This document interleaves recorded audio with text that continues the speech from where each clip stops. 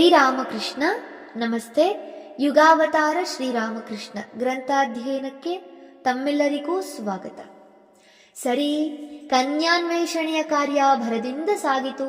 ಆದರೆ ಎಲ್ಲೂ ರಾಮಕೃಷ್ಣರಿಗೆ ತಕ್ಕ ಜೊತೆ ಸಿಗಲೇ ಇಲ್ಲ.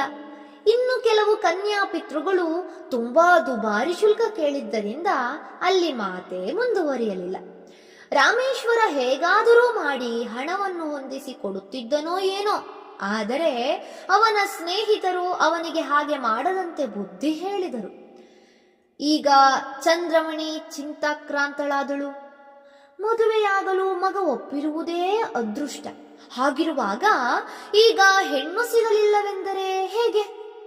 ತಾಯಿಯ ಚಿಂತೆಯನ್ನು ಕಂಡು ರಾಮೇಶ್ವರ ಇನ್ನೊಮ್ಮೆ ಚೆನ್ನಾಗಿ ಪ್ರಯತ್ನ ಮಾಡಿ ನೋಡೋಣ ಎಂದ.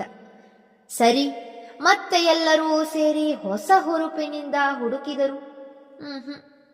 ಎಷ್ಟು ಹುಡುಕಿದರೂ ಸರಿಯಾದ ಹುಡುಗಿ ಸಿಗಲೇ ಇಲ್ಲ. ರಾಮೇಶ್ವರ ಚಂದ್ರಮಣಿ ದೇವಿಯರಿಬ್ಬರೂ ಹತಾಶರಾಗಿ ಕುಳಿತರು.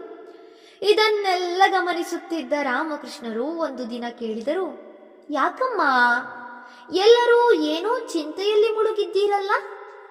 ಚಂದ್ರಮಣಿ ನಿಡುಸುಯ್ದು ನುಡಿದಳು, ಏನು ಹೇಳಲಪ್ಪ, ಎಷ್ಟೆಷ್ಟು ಹುಡುಕಿದರೂ ನಿನಗೆ ಸರಿಯಾದ ಹುಡುಗಿ ಇನ್ನೂ ಸಿಕ್ಕಿಲ್ಲ. ಏನು ಮಾಡುವುದೋ ಗೊತ್ತಾಗುತ್ತಿಲ್ಲ.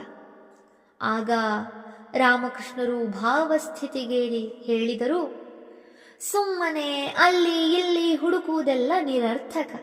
ಸೀದಾ ಜಯರಾಮ್ ಬಾಟಿಗೆ ಹೋಗಿ ಅಲ್ಲಿ ರಾಮಚಂದ್ರ ಮುಖರ್ಜಿಯ ಮನೆಯಲ್ಲಿ ವಿಚಾರಿಸಿ ನೋಡಿ.